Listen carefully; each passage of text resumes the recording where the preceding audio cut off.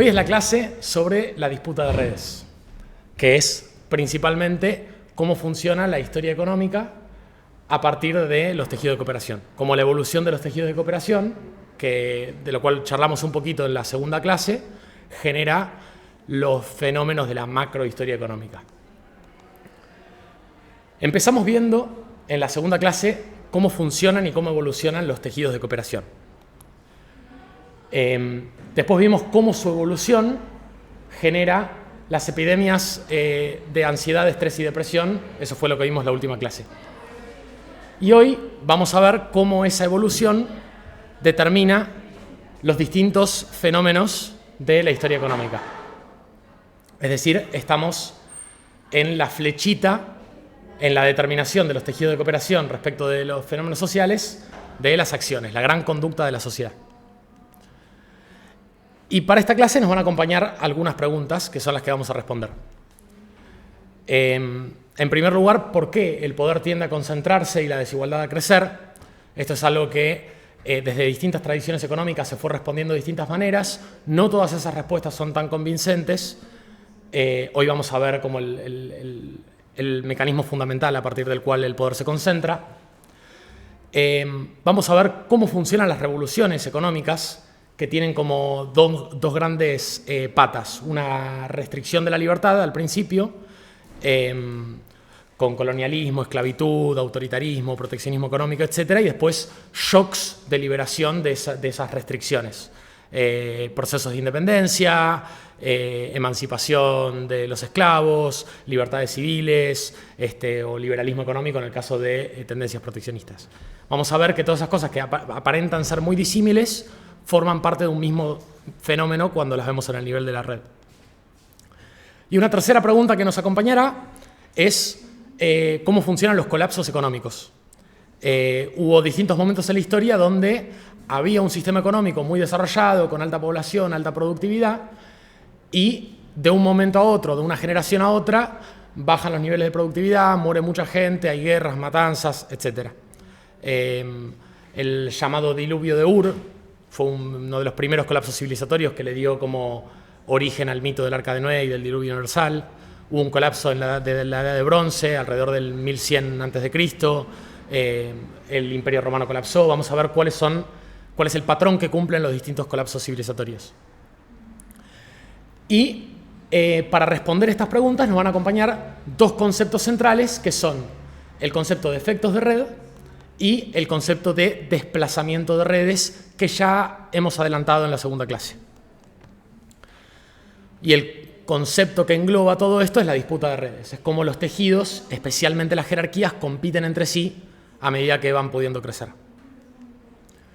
¿Qué es un efecto de red? Los efecto de red es el nombre que se le llama a todas las situaciones de cuantos más, mejor. Por ejemplo, una red social te conecta con otras personas. Entonces, cuantos más usuarios tiene una red social, más conexiones te ofrece. Te permite conectarte con más personas. En esta situación tenés efectos de red, porque cuantos más usuarios tiene una plataforma, mejor, porque te ofrece conectarte con más gente. Cada individuo tiende a elegir la plataforma que tiene más usuarios, porque es la que más conexiones les ofrece, y como todos hacemos lo mismo, esa plataforma tiende a ser un monopolio natural. Vos tenés una gran red social y si yo quiero hacer una plataforma que compita con Instagram, no la va a usar nadie porque todos sus amigos usan Instagram. Pasa lo mismo en muchas plataformas de conectividad, esto de los efectos de red. Facebook, Uber también, porque conecta conductores con pasajeros. Entonces, cuantos más personas tiene la aplicación, más me sirve. Rappi, Mercado Libre, conecta vendedores con compradores. En general, las plataformas que te conectan con otra gente tienen esto de los efectos de red. Pero no se limita a eso. No se limita solamente a las conexiones. Las plataformas de streaming, tipo Netflix, también tiene algo parecido a los efectos de red. Porque el costo variable de mostrarte una peli es muy bajito. Casi todos los costos es pagar una vez el contenido que tienen. Entonces, la plataforma que tiene muchos usuarios, tiene mucha plata para usar en contenido, le puede ofrecer más contenido a todos sus usuarios. Entonces, todos tienden a usar la misma o las mismas pocas plataformas porque son las que más contenido ofrecen. YouTube también. O sea, cuantas más personas tienes subiendo videos, más videos te ofrece, me sirve más, entonces todos miramos videos en YouTube y casi nadie usa otras plataformas.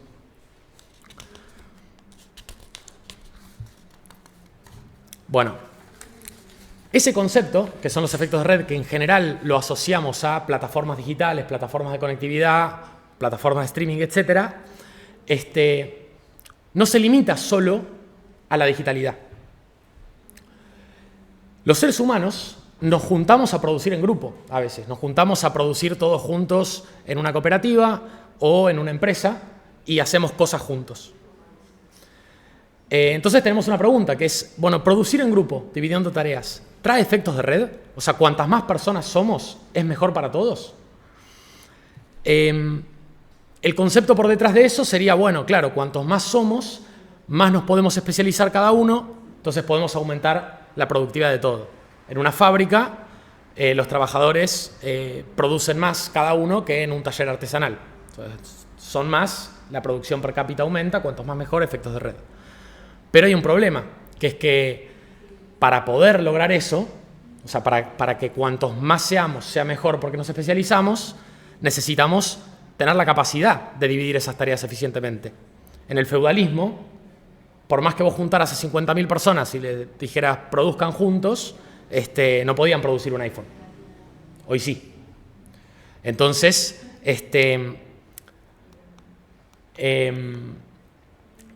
hay algo como si fueran efectos de red, pero están limitados por la tecnología. O sea, dada una capacidad de dividir tareas eficientemente en un momento de la historia, podemos especializarnos en grupos más grandes, en cuanto más mejor, pero hasta cierto punto. Si vos pones 1.000 personas o 10.000 personas en el feudalismo a producir, no van a mejorar. Entonces, la idea acá es que a medida que se va desarrollando la tecnología definida como la capacidad de dividir tareas de manera eficiente en un grupo grande de personas, hay cada vez efectos de red hasta escalas mayores en la producción.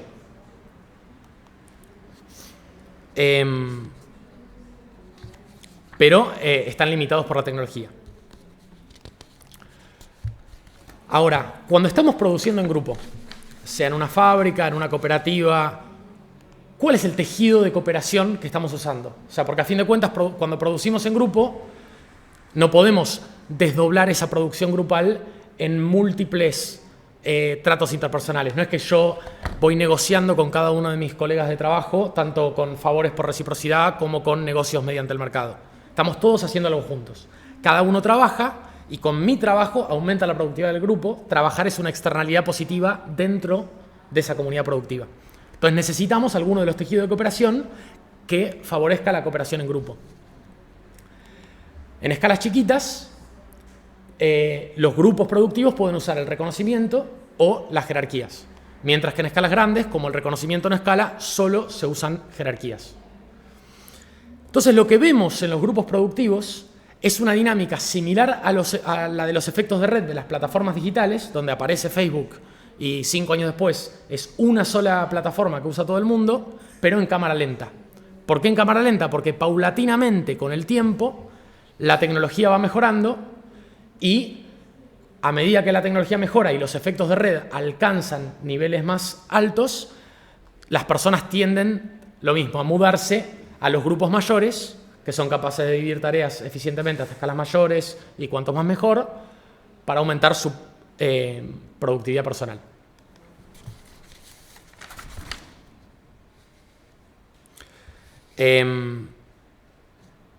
Y entonces, ¿qué es lo que termina pasando? Que como a partir de cierta escala los tejidos de cooperación que forman esa producción son jerarquías, entonces con el tiempo hay cada vez jerarquías más grandes y cada vez menos jerarquías. Entonces cada jerarca tiene muchos más seguidores y el poder económico tiende a concentrarse.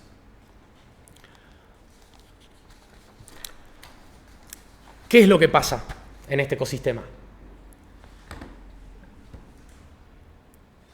Hay una dinámica fundamental que es la de crecer o perecer. Porque cuando una jerarquía crece, naturalmente, achica a todas las demás. O otras achican. Si tenemos 3 jerarquías de 30 personas y ahora la nueva tecnología permite producir en grupos de 40 personas, bueno, 2 jerarquías van a tener 40 personas y una automáticamente va a pasar a tener 10. Si eran, no sé si dije eso bien. Y con el tiempo, las ventajas y desventajas se van retroalimentando. Si yo soy una jerarquía que quedó atrás en la disputa de redes, voy a ser menos productiva. Entonces, cuando la tecnología siga mejorando, voy a tener menos capacidad de aprovecharla, porque a medida que avanzan los efectos de redes, yo me quedo atrás.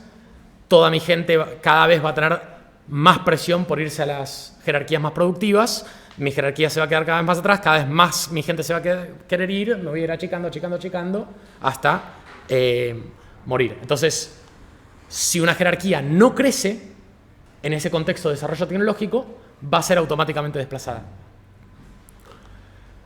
Entonces, simplemente el desarrollo tecnológico y esa tendencia a tener efectos de red en cámara lenta genera una presión constante por crecer.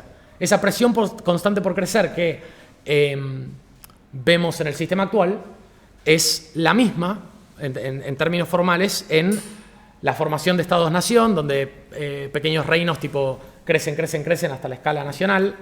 En la expansión colonial, distintas potencias quieren tipo ir ampliando su influencia.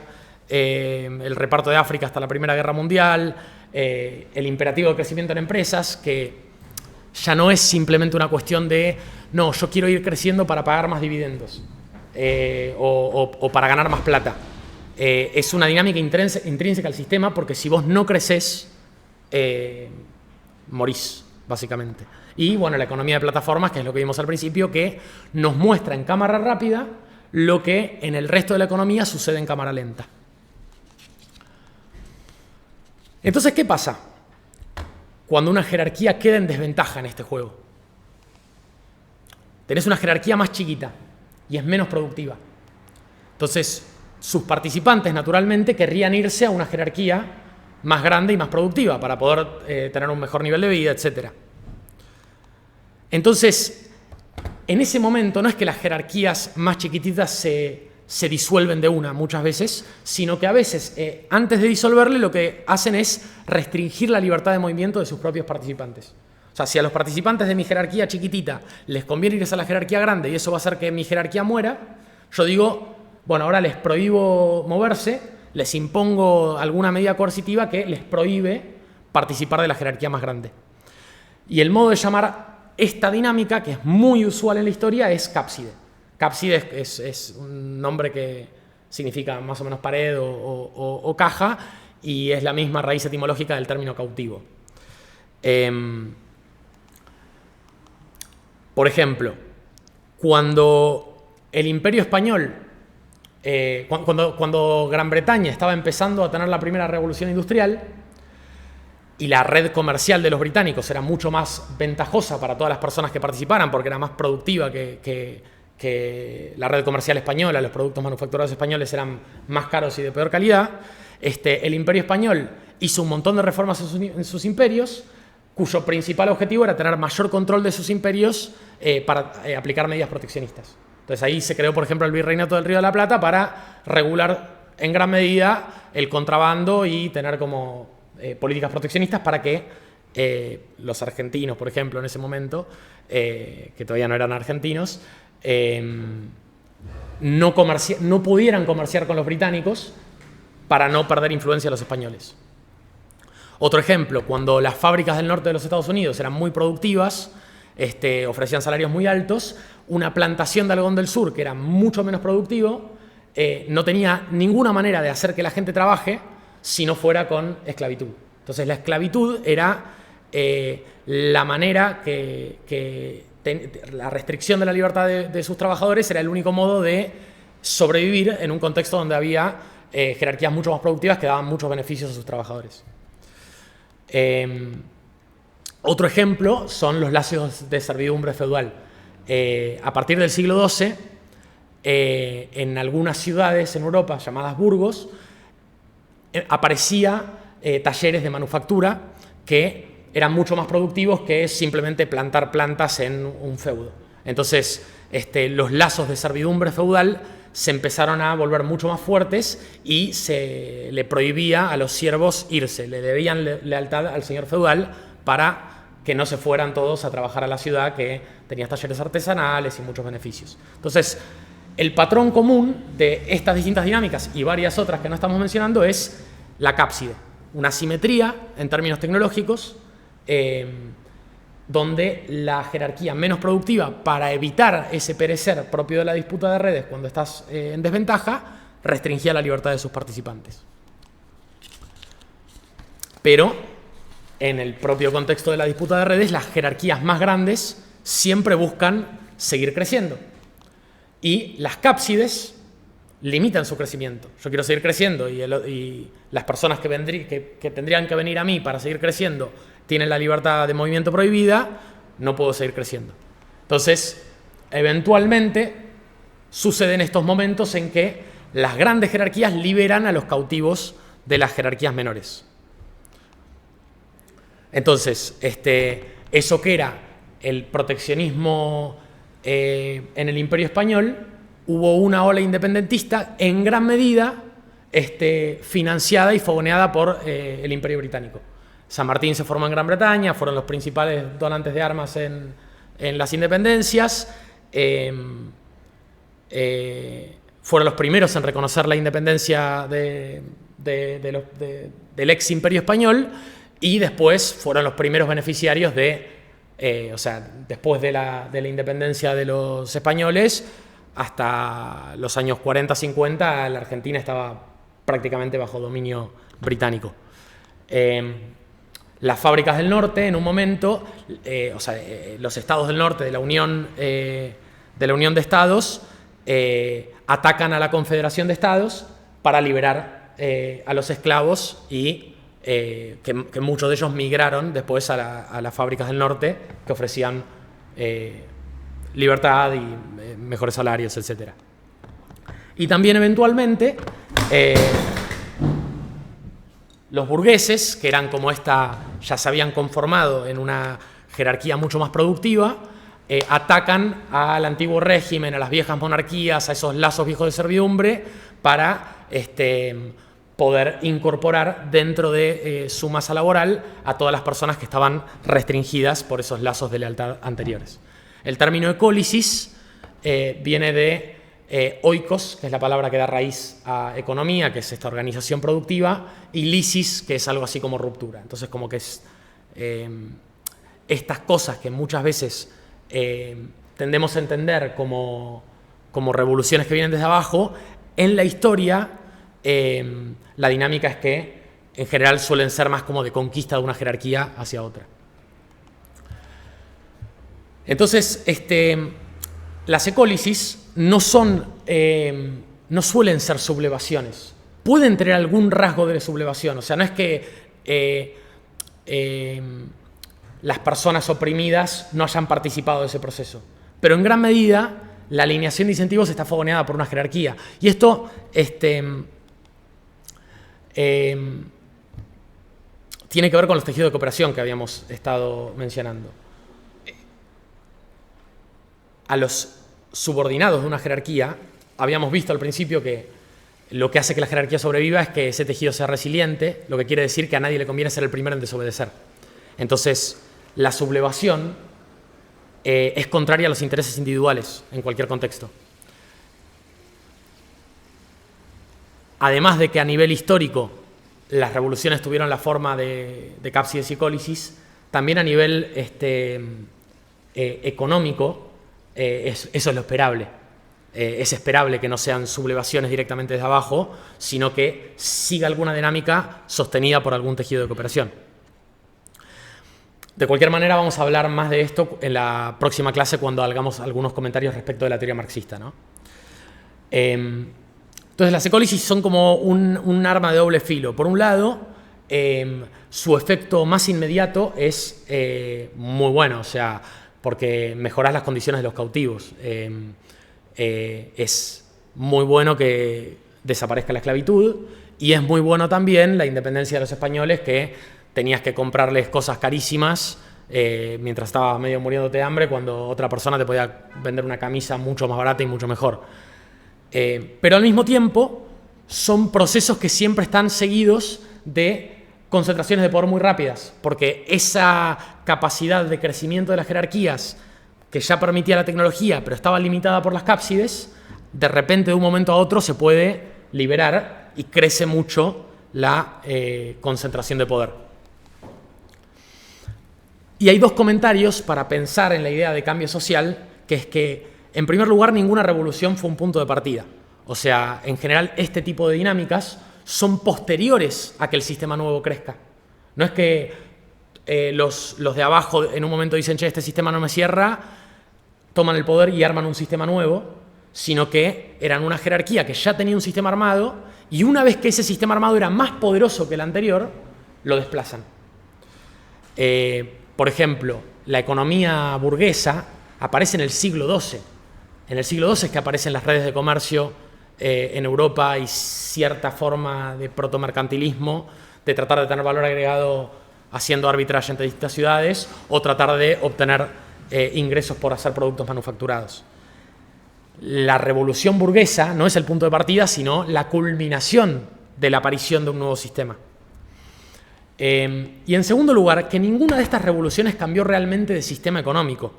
O sea, cuando estamos mirando los sistemas económicos en términos de cuáles eran los tejidos de cooperación, todas estas cosas lo que hicieron fue reemplazar una jerarquía por otra. Cuando se hicieron revoluciones en nombre del marxismo, no hubo un nuevo sistema económico.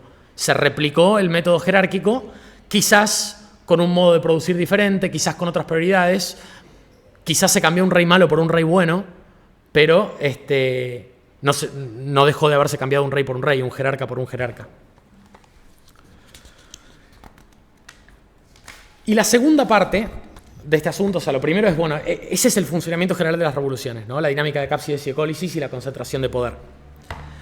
Y la segunda parte es hacia dónde va la disputa de redes en el futuro. Y la respuesta es que tiene dos destinos posibles. Uno es llegar a una dinámica absolutamente despótica y otra es llegar a que el sistema colapse y no pueda seguir sobreviviendo en el tiempo. Y para entender esto hay que primero pensar algo que pasamos medio por arriba, pero no entramos en detalle, que es cómo funciona el excedente del jerarca. En la segunda clase, cuando vimos las jerarquías, dijimos, bueno, el jerarca, como está arriba y todos lo obedecen, puede hacer que parte de sus órdenes sea, denme a mí ciertos privilegios. Informalmente, implícitamente hablando, ¿no? Pero bueno, yo te doy un salario de 30 pesos cuando producís 50. Bueno, la pregunta que vamos a un poquito encarar ahora es ¿cómo se determina ese excedente? Porque si el jerarca me dice dame todo lo que tengas, y ahí no voy a querer seguirlo.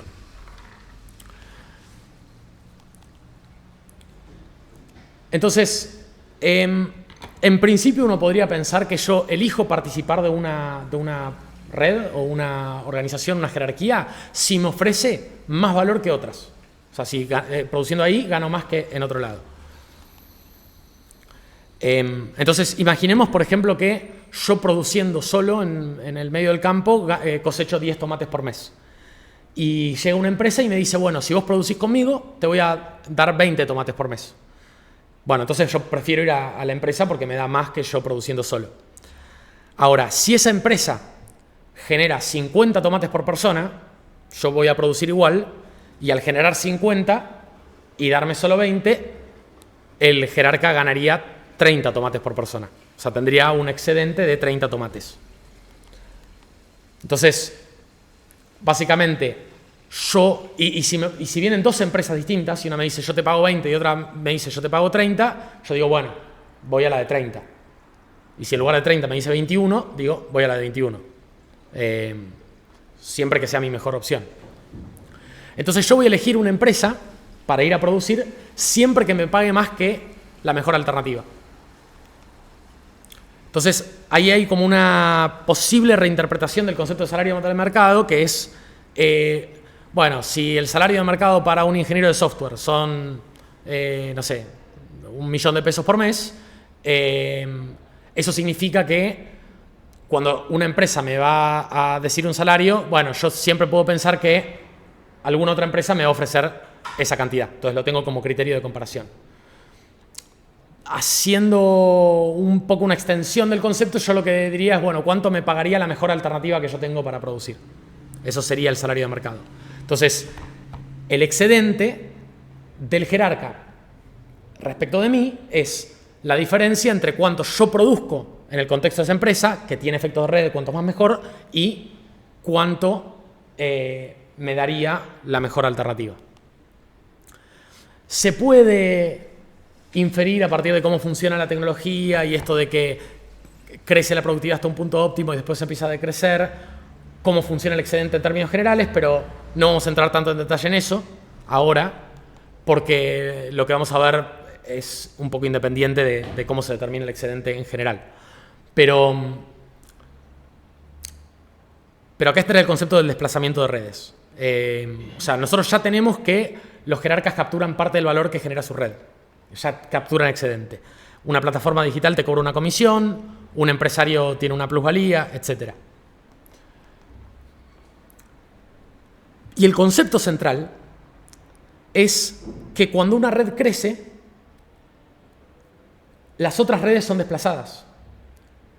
Entonces, si yo te puedo dar tanto como te da la mejor alternativa, mi crecimiento achica la mejor alternativa, entonces hay un punto donde yo te puedo dar cada vez menos. O sea, crece Rappi. Entonces, todos los restaurantes dejan de tener sus propios empleados de delivery. Entonces, desplazan a toda la red previa y ahora ya Rappi no compite con el delivery del restaurante. Compite con nada, compite con no delivery. Entonces, te puede aumentar la comisión porque ya no compite con nada. Cuando empezamos a socializar en el mundo digital, una banda, desaparecen los terceros espacios, desaparecen el bar, la cafetería, como dejamos de ir tanto a ese tipo de lugares, y ahora ya esa red social no compite con nada. Entonces te puede meter poca socialización, mucha publicidad, muchos videos de entretenimiento y poca conexión social, y ya no compite con nada. Entonces no es que te puedes mudar a otro lado, porque ese lado ya se destruyó. Cuando avanza el mercado, siempre hay como un orgullo de las personas que bancan mucho este sistema, que es que cada vez hay menos personas que viven con menos de $2 por día. Pero bueno, vos cuando tenés una tribu aislada produciendo por fuera de este sistema, que no usa economía monetaria, pero siguen todas las personas alimentándose, entreteniéndose, etc., la primera inserción al mercado, cuando el mercado desplaza esa economía de reconocimiento, y las primeras personas que se insertan no viven mejor, viven peor. O sea, porque ya no se pueden alimentar todo el tiempo, ya pierden mucha capacidad de entretenimiento. Bueno, eso es el desplazamiento de redes. Entonces, lo que termina pasando es que si yo, como red, te puedo dar tanto valor como te ofrece la mejor alternativa, y el crecimiento de mi red destruye la mejor alternativa, entonces llega un momento donde te puedo dar incluso menos valor del que tenías antes. Y esto genera, con el crecimiento de las jerarquías, lo que sería la tendencia al despotismo. O sea, imaginemos que tenemos un mundo de 200 personas y que la tecnología empieza a crecer, entonces la productividad va a aumentar porque las jerarquías crecen. Entonces, al principio, si las dos jerarquías tienen 100 miembros, la primera jerarquía a sus empleados les va a pagar menos, ¿no?, que esto. Pero como máximo, o sea, el salario que le va a pagar a sus miembros es la productividad de B.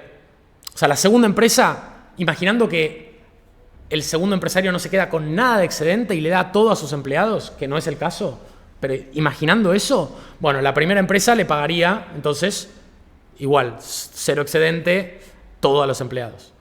Ahora, si sigue aumentando la tecnología, y la primera empresa llega a tener 140 personas, una mayor productividad, la segunda empresa va a tener productividad menor que antes. Entonces, ahora la empresa de 60 personas puede pagar como máximo la productividad de 60 personas produciéndose juntas, que es menor que la anterior. Entonces ahora, también la primera empresa puede hacer lo mismo. Puede pagar salarios más bajos que los que pagaba antes. En el extremo, cuando una jerarquía crece muchísimo y las demás se achican a 0, la única alternativa es producir en soledad. Entonces el jerarca que se queda con todo el sistema para su beneficio tiene salarios ínfimos y subordinación máxima. A partir de un punto de desarrollo de la disputa de redes, eso que venimos viendo, que el nivel de vida viene subiendo hace 200 años y todo va mejorando, bueno, hay un punto de inflexión a partir del cual los salarios se estancan y después empiezan a descender y el nivel de vida de las personas empieza a descender. Y en el extremo tenés que cuando una jerarquía ocupa todo el mundo productivo, son todos prácticamente esclavos, que es lo que pasó en el antiguo Egipto, donde tenías documentación de gente que formalmente eran ciudadanos libres, pero estaban todo el día construyendo pirámides, esfinges, monumentos al jerarca y vivían prácticamente como esclavos. ¿Por qué? Porque la alternativa era irte a producir vos solito en el desierto a ver si conseguís plantar algo. Entonces, librado a su suerte, el destino, si las jerarquías llegan a ocupar todo el sistema y la tecnología a desarrollarse naturalmente, es el despotismo. Ahora, ese no es el único destino que puede tener el sistema, porque antes se puede romper todo.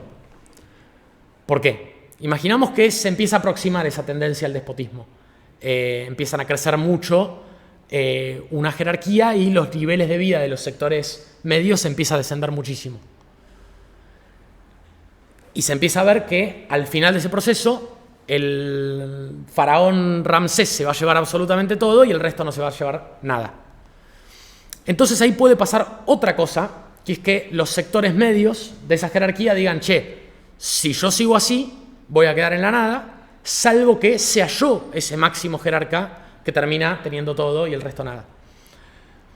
Entonces, la tendencia contraria es, bueno, yo lo que trato de hacer es conquistar la supremacía. En lugar de subordinarme al emperador romano, subordinarme a los grandes imperios en la Edad de Bronce, yo trato de ser ese gran emperador y me empiezo a pelear con los demás para conquistar yo la supremacía. Entonces, esta situación donde yo estoy ya no produciendo en ese sistema, incluso restándole valor a ese sistema porque me enfrento con otros, porque tengo actividad que tienen más costo que beneficio para la comunidad, pero trato de salirme del sistema y conquistar la supremacía, a partir de un punto crítico de cantidad de gente que termina haciendo eso, bueno, el sistema colapsa, ya no sostiene a todos los demás.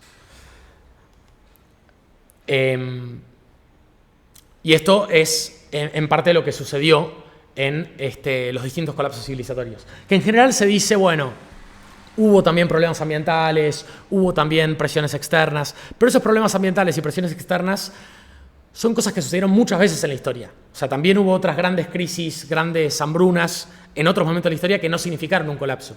Pero ¿qué pasa? Cuando una jerarquía termina ocupando casi todo ese mundo productivo, tenés poquitas jerarquías en la Mesopotamia en Medio Oriente o después poquitas jerarquías en toda la región medio oriental, incluyendo Asia Menor, algunas regiones tipo Grecia, etc. Bueno, cuando las jerarquías adquieren un tamaño suficiente, los sectores medios tratan de buscar la supremacía. Y esta disputa de jerarquías solo tiene esos dos destinos, el despotismo o el colapso.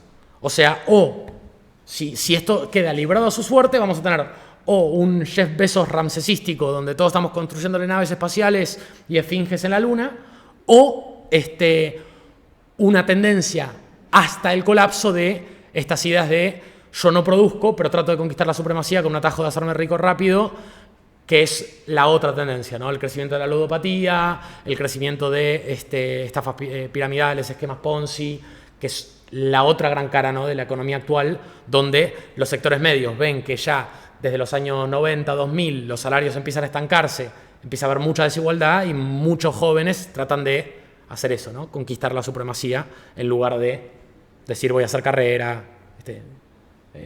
estudiar en la facultad, conseguir un laburo.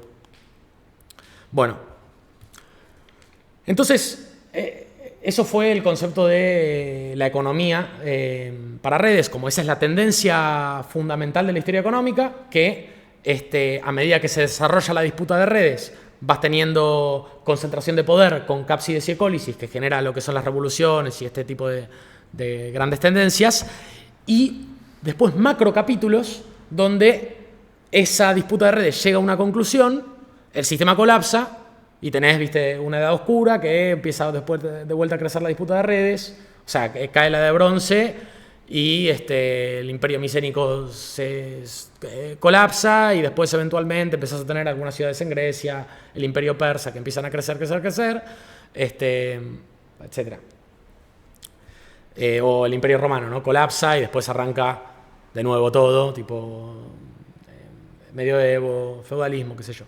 Y cuando el mundo va siendo cada vez más grande, el mundo integrado económicamente, todo ese proceso toma más tiempo. O sea, al principio los colapsos eran cada etapas más cortas y después venimos hace 1000 años más o menos, 1000 años, no, 1500 años de continuidad en el crecimiento de la productividad. Entonces, lo que vimos hasta ahora en las 4 primeras clases del curso fue, primero, que los problemas que más nos interesan hoy políticamente nacen del crecimiento de las jerarquías. O sea, esa destrucción de los tejidos de cooperación que se da, por un lado, por el gran crecimiento de las jerarquías y por el desplazamiento de las redes de reconocimiento, genera las crisis de ansiedad, estrés y depresión, que es el factor fundamental de las mismas, y que la concentración de poder, la desigualdad y este tipo de problemas críticos del sistema también tienen que ver con lo mismo. Y también, una cosa que no sé si mencionamos explícitamente o no, que es que no tenemos otro tejido de cooperación grupal a gran escala que no sea las jerarquías. O sea, tenemos un tejido de cooperación a gran escala que es el mercado, pero es individualista porque no considera externalidades. Y además, otra cosa que vimos es que mencionamos brevemente hoy, es que todo nuevo sistema no fue que se aplicó desde arriba, sino que fue un nuevo tejido social que creció en un grupo chiquito y fue escalando. Entonces, básicamente de esto se infiere que no vamos a poder tener un cambio social que resuelva estos problemas si no conseguimos un tejido de cooperación alternativo a las jerarquías, que pueda funcionar en gran escala y que resuelva el problema de las externalidades de manera horizontal. Y que eso, hay que hacerlo, que la revolución es más aburrida que decir vamos a tomar el Palacio de Invierno o llegar a La Habana con los guerrilleros y listo, y después implementamos el nuevo sistema, porque hay que diseñar ese nuevo sistema, sentarse a hacerlo funcionar y empezar con un grupo chiquito para que crezca. ¿Qué es lo que resta en las 4 próximas clases? Bueno, en primer lugar, nosotros hasta ahora vimos el diagnóstico networkista de los problemas del mundo, y para ver sus fortalezas tenemos que también compararlo con otras personas o otras teorías que fueron hablando de los problemas sociales. Incluye el marxismo, puede incluir temas de psicoanálisis, incluye teoría crítica y algunas posturas postmodernas. Bueno, ¿por qué fallaron? Significa entender de dónde sacaron las premisas de las cuales laburaron, por qué esas premisas son incorrectas, o sea, qué evidencia empírica tenemos de que partieron de supuestos cerrados, y por qué sus errores teóricos, especialmente el error de no ver los tejidos de cooperación, llevó a sus fracasos prácticos. O sea, por qué la gente que venía hablando de la batalla cultural de Gramsci terminó chocándose con la victoria de lo que está pasando ahora, por qué las personas que quisieron hacer revoluciones desde el marxismo terminaron fracasando todas las revoluciones, teniendo jerarquías incluso muchas más pronunciadas que las de muchas empresas, etc. Y después de eso, en la última clase, vamos a ver qué es lo que podemos hacer. O sea, cómo podemos, entre comillas, detener la deforestación, que es la metáfora con la que habíamos arrancado al principio. Bueno, ¿cuál es ese cambio en el tejido social que debemos hacer para resolver todos esos grandes problemas sin necesidad de complicarla mucho, ¿no? Como, ¿cuál es el tejido de cooperación que después, usando eso, podríamos esperar que las personas con ese tejido de cooperación resolvamos los grandes problemas que vimos recién, de un modo similar a cómo hoy ninguna persona decide cómo es todo el proceso productivo de esta computadora, porque emerge de muchas personas tomando decisiones chiquititas en el mercado. Entonces, que naturalmente esto que beneficia a individuos se resuelve solo, bueno, ¿qué sistema podría hacer que se resuelvan solas las cosas que benefician a la sociedad o que mitiguen las cosas que perjudican a la sociedad? Y eso es lo que resta ver a continuación en el curso. No tengo una actividad pensada, o sea, no planteé preguntas para hoy porque ya tenemos varias preguntas que vienen quedando medio pendientes de la clase pasada. Entonces esperaba simplemente conversar libremente, tanto encarando preguntas anteriores o flasheándola con cosas futuras. Bueno, eso es todo.